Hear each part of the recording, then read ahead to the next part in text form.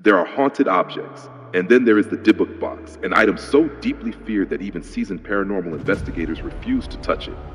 Its story begins not in modern America, but in the old villages of Eastern Europe, where Jewish folklore warned of dybbukim, restless, malicious spirits that latch onto the living when their suffering binds them to the world.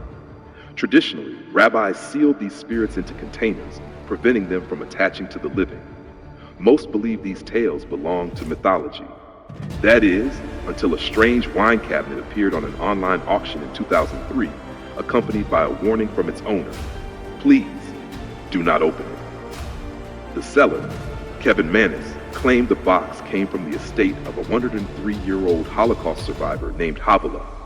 When she fled Europe, she brought only 3 items: a sewing kit, a gold candlestick, and the wine cabinet that later became known as the Dybbuk Box.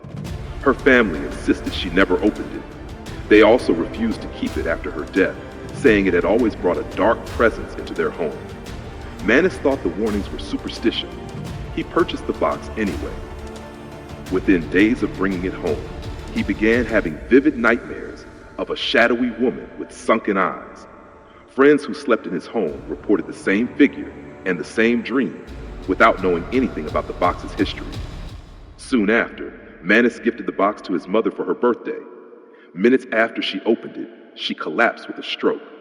Though she survived, she lost the ability to speak temporarily, and the first word she wrote on a notepad was chilling: hate.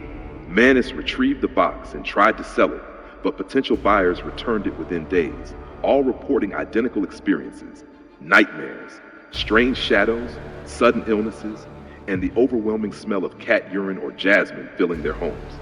Electrical devices malfunctioned, light bulbs exploded, glass shattered without cause.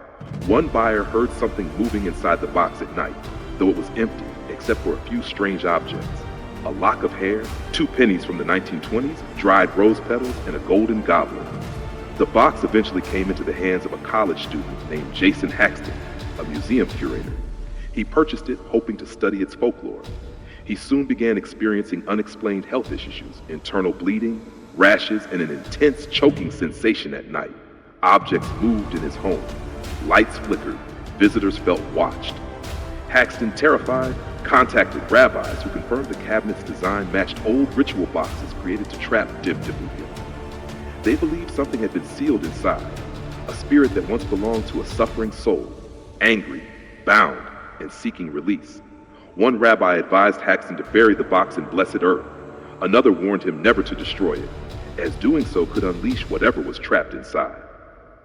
By the time paranormal investigator Zak Bagans acquired the Dybbuk Box for his haunted museum in Las Vegas, the object had already become legend. Bagans built a dedicated room for it, shielded by glass and salt barriers. Even staff refused to enter the chamber alone. Visitors fainted without explanation. Others cried uncontrollably. During one investigation, a strange black mass appeared in the doorway on camera, visible only for a second, but unmistakably humanoid. Bagans himself reported anxiety, nightmares, and a sense of being observed by something inside the box. In 2018, the Dybbuk Box made global news when musician Post Malone visited the museum. During the visit, Bagans touched the Dybbuk Box, then placed his hand on Post Malone's shoulder, creating a direct line of contact. In the weeks that followed, Malone experienced a series of near-fatal events. His private jet lost both tires during takeoff, his home was broken into, and his Rolls-Royce was involved in a serious crash. Fans and journalists alike began asking the same question: was the curse real? Bagans insisted the box had been active during the visit, and later admitted that opening it had caused a wave of negative energy unlike anything he had experienced. But the most disturbing moments come from witnesses who claim the Dybbuk Box communicates, just not with words. Investigators report sudden bursts of static, whispers caught on audio, and a low droning hum that vibrates through the floor. One researcher described seeing a black shape crouched inside the box, only for it to vanish when the lights came on. Another claims he saw a face pressed against the glass enclosure, watching him with hollow, empty eyes. Folklorists explain that a dybbuk is not a ghost. It is a fractured soul, torn from peace by violent trauma. If the box truly contains such a spirit, Its rage would not be random, but purposeful. The Holocaust survivor who once owned it may have attempted to imprison something she encountered during her suffering. If so, the Dybbuk Box is not merely haunted. It is a vessel of grief, pain, and fury older than anyone who has possessed it. Today, the Dybbuk Box remains sealed in Zak Bagans Museum, surrounded by warnings. Staff refuse to touch it. Rabbis advise against opening it again. Scientists who attempt to measure electromagnetic fields near it report abnormalities that defy their equipment's calibration.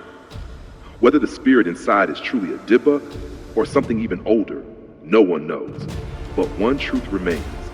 Every person who has come into contact with it has walked away changed. The story of the Dybbuk Box is not just about a haunted object. It is about the weight of human suffering and the things that cling to it. Whatever is inside that box, if it sleeps at all, has been waiting a very long time.